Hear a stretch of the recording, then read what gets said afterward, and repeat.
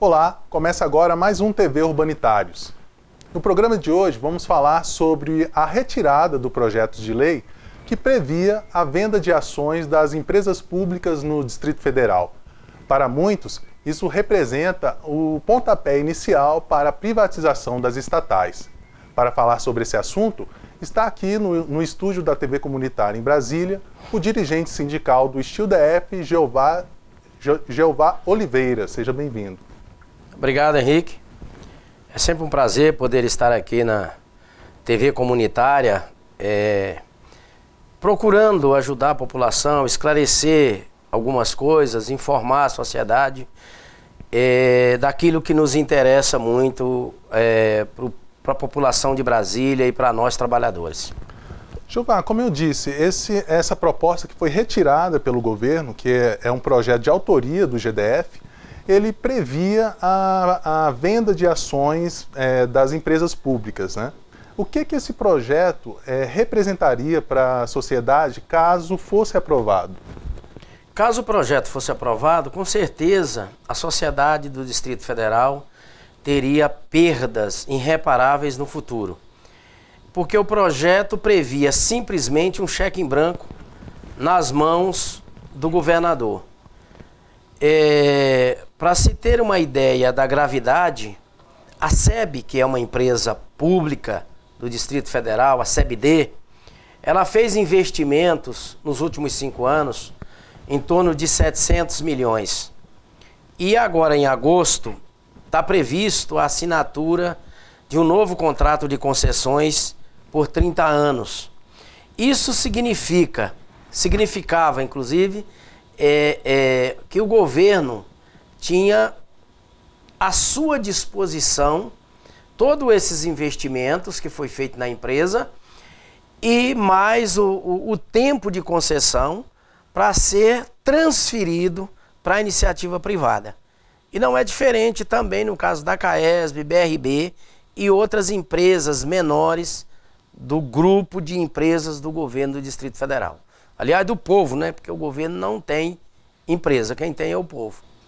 E, Jeová, para os trabalhadores e trabalhadoras, o que representaria a aprovação desse projeto? Para nós trabalhadores não temos dúvida do que representaria e o que pode representar se o governo que retirou o projeto por pressão da sociedade e dos trabalhadores, né? Mas ele tem a prerrogativa, inclusive, de voltar com o projeto no futuro. Mas para nós trabalhadores representa desemprego, mais terceirização, menos benefícios, né? E quando se tem menos benefícios, menos trabalhadores nas empresas, mais terceirização, quem paga essa conta é a sociedade. Nós iríamos pagar com nossos empregos, com os nossos benefícios, porque privatização é isso, é a redução dos trabalhadores. Hoje, no Distrito Federal, não tem um cidadão que pode dizer que conhece um trabalhador do sistema de comunicação de telefonia. Exatamente porque depois da privatização, as empresas deixou de ter trabalhadores atendendo a sociedade, atendendo a população. Então, é o mesmo modelo, é a mesma forma que esse projeto traria o 467, enviado pelo governo do Distrito Federal à Câmara Legislativa. E ainda bem que nós tivemos a capacidade de, unidos, né, reverter essa situação, obrigando o governador a retirar o projeto da Câmara Legislativa. Ou seja, é a precarização do serviço, né, e o sucateamento das empresas. Por que existe o governo, diante de tantas experiências mal sucedidas, o que explica essa ambição de alguns governos em retomar propostas, iniciativas que não deram certo?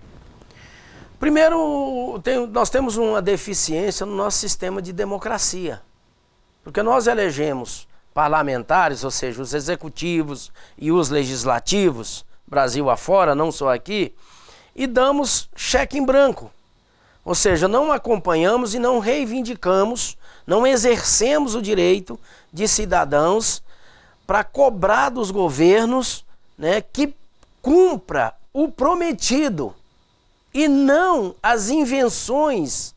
Porque não tem na proposta de governo do Rodrigo Hollenberg, eu não vi ele dizer na televisão, eu não vi no programa de governo dele dizer que uma das primeiras atitudes do governo seria vender o patrimônio público do Distrito Federal.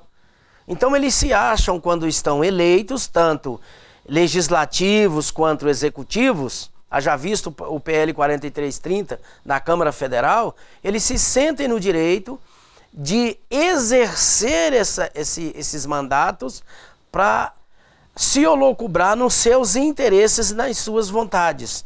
E não se lembram daquilo que foi prometido, daquilo que foi conversado com a sociedade, que foi o objeto deles ter sido eleitos.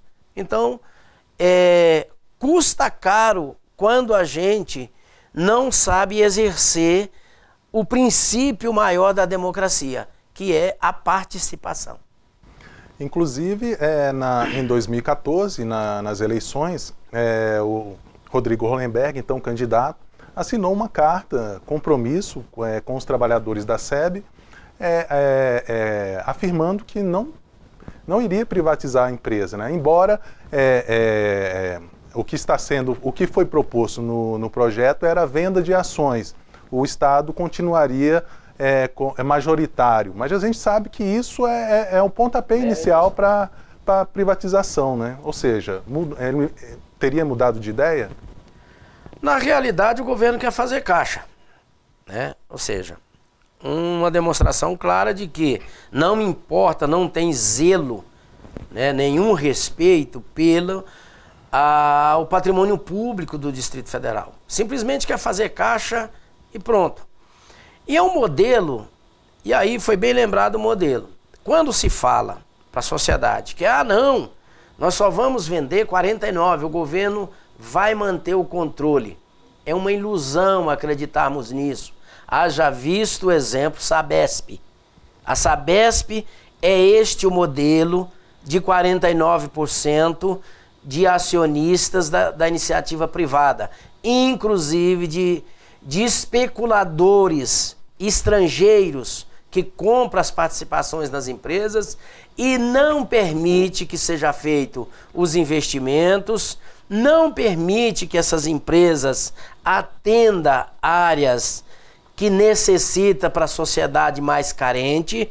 Então, esse modelo é o modelo do lucro fácil para os acionistas, ou seja, é o governo se exaurindo daquilo que é uma responsabilidade dos executivos, que é gerir o patrimônio público e não se livrar dele. E você lembrou bem, o caso Sabesp, todo mundo está acompanhando, né? A pior crise hídrica do Estado, né? Com falta de abastecimento de água, né? Principalmente nas comunidades mais pobres, né? Ou seja, a privatização, a venda do patrimônio público não é uma coisa boa. Não é uma coisa boa porque essa história de dizer que a iniciativa privada, já vista a CEMIG. A Light. A CEMIG era o seguinte, os americanos da AES tinham 30%, mas havia um acordo de acionistas onde os acionistas minoritários tinham poderes, inclusive de indicar o presidente e o diretor financeiro da empresa. Ou seja, para ficar com o poder da gestão nas mãos. Então isso é um risco a sociedade acreditar ou achar que pode o Estado gerir o bem público dividido meio a meio, né, com a iniciativa privada. Não funciona, não dá certo, a Sabesp está aí. A população de São Paulo está pagando vento que passa nos tubos e nos registros, né, e aumentou recentemente 15% a tarifa de água em São Paulo. Estão sem água e pagando mais caro. Exatamente porque esse modelo traz isso, e a Sabesp, só houve investimento na Sabesp no último governo do Maluf. Depois que o PSDB assumiu, não se investiu mais nada. E aí culpa São Pedro. É simples jogar a culpa na questão da estiagem. Ora, obviamente que a chuva é de ciclos. Ela pode ter um período que chova mais e um que chova menos. O que tem que ter o Estado? É se preparar para saber que um ano que chove menos tem que ter reservatório suficiente para abastecer a população. E não foi isso que aconteceu em São Paulo. E é o que poderia acontecer aqui em Brasília. Mas felizmente nós tomamos decisões unificadas, os 3 sindicatos, Sindágua, Estio e o Sindicato dos Bancários, fomos para dentro da Câmara Legislativa, a qual eu gostaria de agradecer aqui, inclusive, os parlamentares que nos apoiaram, que nos ajudaram, né, a combater esse 467, que era um PL do entreguismo do patrimônio público do Distrito Federal.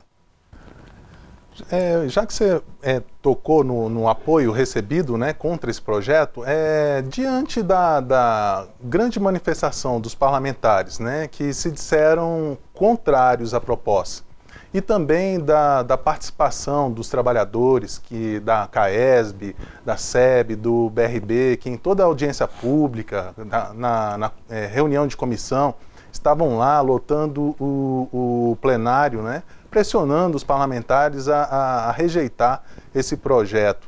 Diante dessa retirada do governo dessa proposta, você considera que é uma derrota do governo? Eu não diria que é uma derrota do governo, mas uma vitória da sociedade do Distrito Federal, uma vitória dos trabalhadores, né? Até da Câmara Legislativa, que também não aceitou um projeto jogado de uma forma sem nenhuma discussão com a população, sem nenhuma discussão com os trabalhadores dessas empresas, né? E muito menos com a Câmara Legislativa também, né? Empurrou o projeto e queria o seguinte: olha, aprovem em regime de urgência, né? Urgentíssima, que já é uma coisa estranha, um projeto dessa magnitude, um projeto que afeta, né, a vida dos cidadãos do Distrito Federal de forma direta, né, e sem nenhuma discussão, e mandar um projeto desse. Então, acho que o governo perde, sai arranhado, mas diria que é uma grande vitória dos trabalhadores e da sociedade do Distrito Federal. Qual foi o papel dos trabalhadores nesse processo aí de forçar o governo a retirar essa proposta? Um deles é a pressão da presença maciça das pessoas mesmo. Mas o outro também é um trabalho técnico. Nós fizemos trabalhos técnicos conjunto, né, com documentos, inclusive elaborados pelo Diese, né, que é nossos parceiros, demonstrando para a Câmara Legislativa os prejuízos que o Distrito Federal, que os trabalhadores, que a sociedade ia ter se esse projeto fosse aprovado da forma que foi enviado à Câmara Legislativa, aonde o governo teria um cheque em branco nas mãos para assinar o tamanho e o valor a hora que quisesse, para quem quisesse. Então eu acho que esse esclarecimento aos parlamentares, né, esse trabalho dos dirigentes sindicais unificados junto aos parlamentares, de documentos formulados, e a pressão presencial dos trabalhadores, fica aqui o recado para os nossos trabalhadores, que se houverem outras tentativas, a pressão, a presença é fundamental para que os parlamentares se sensibilizem em não aprovar projetos dessa magnitude sem ouvir os verdadeiros interessados e prejudicados, que seria os trabalhadores e a sociedade do Distrito Federal. Porque, como você bem disse, o projeto foi retirado, ele não foi rejeitado, né? Sendo retirado, o governo, ano que vem, quando ele assim entender, ele pode reapresentar esse projeto novamente, o que requer dos trabalhadores um estado de atenção ali em relação a esse assunto, né? requer um estado de vigilância permanente. Né? Nós vamos dar continuidade ao Fórum de Defesa das Estatais, que está funcionando com as três entidades, Estil, Bancários e Sindágua. Nós vamos dar continuidade, vamos estar atentos, né, acompanhando os movimentos do governo em relação a enviar projetos que nos prejudicam. O governo, em princípio, tinha retirado só a urgência, né, que foi um pedido, inclusive, da presidente da Câmara. Posteriormente, diante da pressão, e ele sabendo, inclusive, que se fosse a votação, perderia, né, até por outros motivos, ele perderia essa votação. Então, houve, né, essa tomada de decisão do próprio governador de retirar o projeto. A gente espera que o governo não tenha mais esse tipo de iniciativa, até para não passar pelo desgaste, né, pela derrota que ele sofreu na Câmara Legislativa. Porque não deixa de não ser uma derrota do governo. Quando ele manda um projeto, né, para dentro da Câmara Legislativa e que esse projeto, se ele não retira, ele seria rejeitado, é principalmente um projeto de uma magnitude dessa, de um peso econômico e social do tamanho desse. Até porque, como você disse, ele perdeu a batalha, né? Não a guerra ainda, né? O projeto não está morto, ele está ali, vamos dizer, na UTI. Não, eu diria que assim, esse projeto está morto, mas eu diria que o governador, né, o governo continua vivo. E se o governo está vivo e está governando, obviamente que ele pode, de novo, enviar outro projeto, fazer uma máscara nesse projeto, modificá-lo, né, e enviar novamente. Só que agora eu acredito que se ele quiser discutir novamente esse tema na Câmara Legislativa, antes ele vai chamar os trabalhadores e deve também chamar a Câmara Legislativa, que aí aumenta os riscos para nós trabalhadores, que a gente sabe que há negociações, né, de executivo com o legislativo para poder aprovar projetos de interesses mútuos. Quando o legislativo tem interesse em aprovar um projeto que é do interesse deles, negocia com o governo para sancionar. E o governo, quando tem projetos de interesse, até pessoal, que talvez seja esse caso, né, que é uma questão de adequação do Distrito Federal às políticas implementadas nos estados do Paraná, São Paulo e Minas Gerais, né? Então há um interesse pessoal do governador em implementar esse tipo de projeto, esse tipo de gestão que ele jurou na campanha, que teria uma gestão de especialistas, a nova política. E para nós, trabalhadores, esperávamos uma postura desse governador de dizer de nova política, novos projetos, né, uma nova interlocução com a sociedade, chamar a sociedade para conversar, movimentos sindicais, os movimentos sociais, mas não houve isso. Se a nova política e a gestão de especialistas prometida na campanha for esse modelo, for essa prática, nós não precisamos dessa nova política. Queremos a velha mesmo, porque a velha nós já conhecemos e que é um repeteco do que ele está fazendo. Seria o caso, então, de fazer um grupo de trabalho entre sindicalistas, especialistas, representantes do governo para discutir discutir e elaborar uma proposta nesse sentido? Eu não creio nisso, até porque esse modelo de PPPs, né, de venda de ações, da iniciativa privada dentro da gestão de governo, nós já conhecemos e sabemos que os resultados não são bons para a sociedade. Nós podemos até ter uma discussão com o governador, Estil DF, aí eu não tenho procuração aqui para falar sobre as outras entidades, né, mas o Estil DF pode estar disposto a conversar com o governador, vários temas com o governo, mas eu creio que esse tipo de parcerias público-privadas, ou essas parcerias de 49, venda de ações no mercado e ficar com 51, a gente conhece o resultado disso e sabe que trouxe problemas no estado de São Paulo, trouxe problemas para a CEMIG, que é uma empresa campeã de mortes, exatamente esse modelo, porque pressiona a empresa pública para atuar no sistema privado em detrimento dos interesses públicos da sociedade, porque água e energia não podem serem tratadas como mercadorias. Vendo você falar isso, me veio à memória, se não me falha a memória, acho que foi o caso do Maranhão, que a elétrica de lá foi privatizada, depois foi vendida novamente por $1, alguma coisa assim. Ou seja, o empresário ele esgota o recurso financeiro da empresa, uma vez que a empresa não é mais atrativa financeiramente, eles querem que o Estado retome isso, né? Ou seja, esgota o recurso financeiro da empresa, explora o trabalhador porque os salários são mais baixos, né? Os benefícios também, e quando deixa de ser atrativo, eles toma governo, agora é com você. Ou seja, é um custo que volta para a sociedade de novo. Assim, é uma exploração temporária.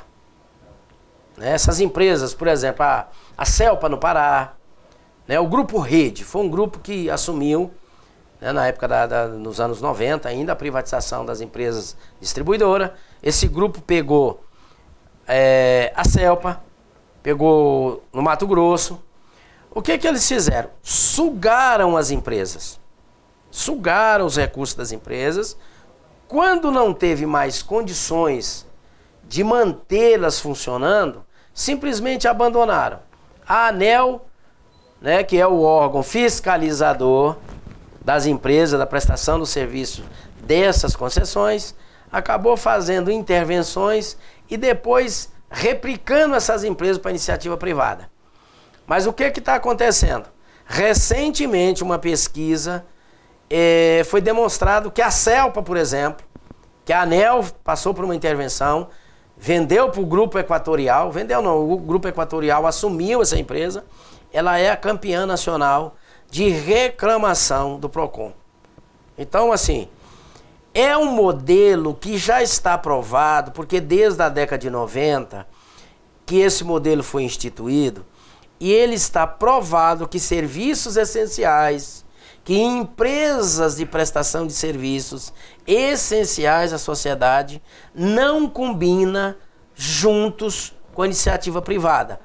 Tá claro a Sabesp, tá claro a CEMIG, tá claro a questão do Maranhão, que foi colocada aqui pelo Henrique, né? A questão da Celpa e Brasil inteiro. Ou seja, o Mato Grosso, a Enersul, que já não é mais Enersul, o grupo que cuidava lá, que era do Grupo Rede, agora já é um outro grupo, é Energisa, né, se eu não me engano. Se eu não me engano, é Energisa, que cuida do Mato Grosso do Sul, da própria Mato Grosso, lá em Cuiabá. Então, assim, as empresas que passam por esse formato de gestão, de economia na empresa e de redução dos quadros de trabalhadores, não funciona. Então a sociedade não pode dar crédito nem confiar nessas promessas de que as empresas não têm nenhum problema ter 49% da iniciativa privada ou mesmo as privatizada que está aí. Então no setor elétrico está provado que o modelo implementado não vem funcionando da forma que foi prometido para a população. Jeová, voltando no caso da SEB, parece estranho, né? Assim, porque a SEB está no momento agora de renovação da sua concessão por mais 30 anos. Né? Nos últimos 5 anos, a empresa investiu com dinheiro público mais de 700 milhões de reais, né, na ampliação do sistema, e justamente agora que ela está nessa fase de investimentos volumosos, investimentos públicos. E a renovação da sua concessão, vinha uma proposta dessa, né, de vender parte desse patrimônio para acionistas, né? Não te parece estranho uma iniciativa dessa, justamente num momento como esse? É estranho e preocupante, né?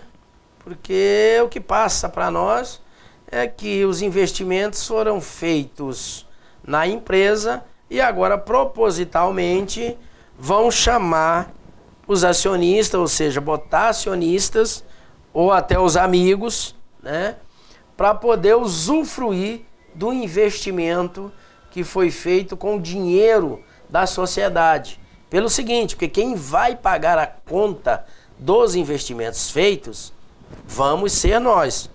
Não é o governo. Quem vai pagar somos nós. Então não é justo, não é correto que esses investimentos sejam agora transferidos, os lucros desses investimentos, para a iniciativa privada. Jeová, porque assim, nesse momento os parlamentares entenderam, ou pelo menos a maioria deles entendeu, que não era interessante aprovar esse projeto. Não quer dizer que futuramente essa mesma legislatura mantenha essa opinião.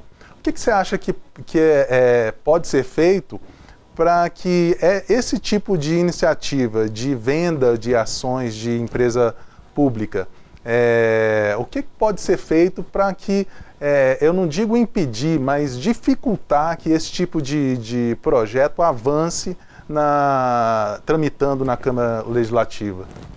Olha, já existe formas, né, por exemplo, em Santa Catarina e em Minas Gerais. A própria CEMIG tem uma legislação nesses dois estados que diz o seguinte, que para que privatize essas empresas, é necessário que seja aprovado um projeto nas câmaras legislativas desses estados e a população referenda, ou então é feito um plebiscito junto à população para poder validar o projeto que aprova a privatização. Aqui em Brasília tem um projeto na Câmara Legislativa, apresentado em 2013, inclusive por iniciativa nossa do StilDF, trabalho que nós fizemos com o deputado Chico Vigilante. É o projeto, o PLO 52, que trata exclusivamente desse tema e que, se aprovado, né, que nós vamos ter que fazer um trabalho e aí chamar os nossos parceiros dos sindicatos, nossos companheiros dos sindicatos e os trabalhadores, para que nós façamos uma pressão na Câmara Legislativa para que aprove esse projeto, que determina que, se for aprovado qualquer alienação das ações das empresas pelo GDF, né, a terceiros, é necessário que aprove dentro da Câmara Legislativa e seja referendado pela população. Então, é importante esse tipo de projeto, esse tipo de lei que pode ser aprovada. Se nós tivéssemos esse projeto de 2013, né, o PLO 52, aprovado, com certeza não teríamos, né, essa tentativa que foi agora feita pelo governador do Distrito Federal. Então, assim, nós vamos buscar a aprovação desse projeto e conclamamos, inclusive, a população, os trabalhadores, a nos ajudarem a pressionar a Câmara Legislativa, né, a negociar com a Câmara, a votar esse projeto para evitar esse tipo de tentativa de entreguismo do patrimônio do povo do Distrito Federal. Ou seja, um plebiscito, além de mobilizar a população inteira, o que é razoável, porque são empresas públicas, ou seja, é um patrimônio que é da população, né? Então, a população também tem um grande interesse, né, num assunto como esse, né, em saber que o serviço prestado de água, de luz, né, é um serviço direto que atinge ali a população diretamente, todos os dias, nós, como cidadãos, precisamos, né, desses bens de consumo, então nada mais justo que a população também participasse, né, dessa discussão, se queria ou não uma privatização dessas empresas. É justo isso, a população tem que opinar. E aí é importantíssima essa lei, porque a partir do momento que, se fosse aprovado da forma que foi enviado esse projeto 467 para a Câmara Legislativa, mesmo assim, se nós tivéssemos essa lei aprovada, teria que passar por um referendo da população. Iria a voto da sociedade, né, para poder permitir o governador abrir as ações das empresas. Por exemplo, no caso da CAESB, abrir ela ao mercado, porque ela ainda é uma empresa de capital fechado. Ao contrário da Companhia Energética de Brasília, a SEB, que já é de capital aberto. E ao contrário do BRB, que também já é de capital aberto. Mas o governo, na verdade, o que ele quer era abrir o capital da CAESB, né, e poder vender mais parte da SEB, exatamente pelos investimentos e pela assinatura do contrato de concessão que deve ocorrer agora em agosto. Então a sociedade não pode abrir mão de um direito que é nosso, de opinar sobre decisões que o governo vai tomar ou que ele tome em detrimento dos nossos interesses e das nossas necessidades. Perfeito. Jeová, eu preciso encerrar o programa porque, infelizmente, nosso tempo encerrou. Eu queria agradecer a sua participação. Eu que agradeço a oportunidade de estar aqui, podendo externar um pouco daquilo que nós passamos na Câmara Legislativa nesses últimos dias e deixar aqui o nosso chamado à população de Brasília que fiquem atentos a projetos mirabolantes que promete para nós melhorias que não vêm. Já tivemos vários outros projetos que não trouxe o benefício prometido. Um deles é Corumbá 4. Tá aí. Privatização e venda de ações de empresas públicas não são interessantes para a população, muito menos para os trabalhadores. Eu conversei com um dirigente sindical do Steel DF, Jeová de Oliveira, que falou sobre o projeto de lei que foi retirado de pauta pelo GDF, projeto esse que previa a venda de ações das empresas CAESB, SEB, BRB, entre outras, né? E foi retirado pelo GDF porque não teve apoio político na Câmara Legislativa e também por pressão dos trabalhadores. Você pode rever esta e outras entrevistas em nossa página www.urbanitariosdf.org.br e também na nossa página no YouTube, TV Urbanitários DF. Você também pode mandar sugestões e críticas para comunicacão@steeldf.org.br e também pelo Zap 9144 8075. Muito obrigado pela companhia e até a próxima.